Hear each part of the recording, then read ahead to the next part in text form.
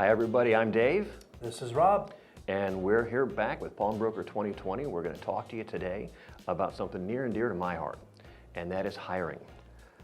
Boy, hiring talent. I can't tell you the number of times that we talk to clients all over the country and all over the world, and their biggest problem, how do I get people? I can't get out of my store. You know, we keep talking about the same thing, you know, achieving the dream and living the dream and being able to run your store from an island in the South Pacific. But if you can't get anybody to work that you trust, how do you get that? How do you make that happen? So, you know, I've been doing this for a while, and one of the things that I think I've discovered is you've got to be willing, I call it pay to play, but you've got to be willing to pay your people. And you know, you see these sayings everywhere that, you know, gosh, what if I train my person or my employee and then they leave me? Well, what if you don't train them and they stay? It's the same thing. You've got to have well-trained employees. An employee that knows what's going on at that counter, knows how to sell the item, knows what things are going for on the loan side. Those employees will make you tens of thousands of dollars and can do that in one single transaction. And yet it's hard for us to really justify that little bit higher pay rate. But it might be something for you to look at anyway. Give them a commission structure. You know, I used to tell my people, again, it was a corporate store, but I used to tell my group, you know, I'd be happy paying you $50,000, $60,000 a year as a sales associate if you earn it. Sure. I'll get you part way there, but boy, if you earn yourself the way there, I'll give you commission. I'll be happy as can be because I'm making money too. So, you know, what are some things that you did, Rob, when you were? Oh gosh, I mean, it's. What didn't you do? Yeah, I mean, being in the business for as long as I was, and you know, in different formations, corporate versus smaller, you know, having my own. The first thing is finding the talent. You know, it's somebody that's dear to our hearts, talks about selecting with science, holding together with accountability and culture. And that's great, and it's a wonderful way to do it. You find what finds your best, you test them with whatever test measure that you may use. There's a variety out there. There's quite a few that are good nowadays. And then you hire along those lines. But ultimately, it comes down to a gut decision. In order to find that talent, you need to find somebody that's going to believe in what you do and feel what you feel at that counter. That's the only way that person will ever be great in this business. So he talked about, you know, where's the time? How do I get out of my store? It doesn't matter. You have to get out of your store. If you close at 6, you know, spend 2 hours, 2 or 3 nights a week. Whether you're in Best Buy, whether you're in the mall, whatever it is, you've got to go scout this talent. Find somebody that's presentable. Find somebody that's giving good customer service. Tell them, one of the things that I did before is we used to use a certain test called the Thurston Test. I'd tell people, look, I'll pay you $25. I just need you to come into my store and take this test.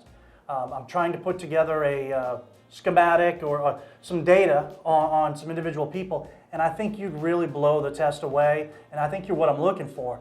But, you know, come on in. And it'd be wonderful. I'd find that person coming in, I'd pay him $20, $25. Sometimes that's all it took to get that person.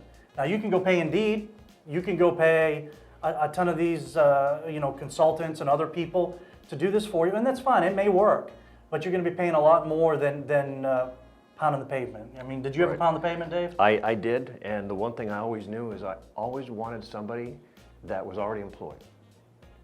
Great point. You know, I looked for people that already had jobs because those are the people that were doing the right thing, and I found it everywhere. Just found great people all over the place, and people that I hired in my past jobs, gosh, 10, 15 years ago, are still with the company and still enjoying it. So, how did you get them, being employed, I'm sure many of them were happy, how did you get them to pull away? I gave them my card and said, if you're ever unhappy with what you're doing, if you ever think things are bad, if you ever think you want to try something else, just come talk to me. And it was very low key, and you hand out 8 or 10 cards, you'll always get 1 or 2 people that'll come in, and typically that's pretty much all you need is 1 or 2 people.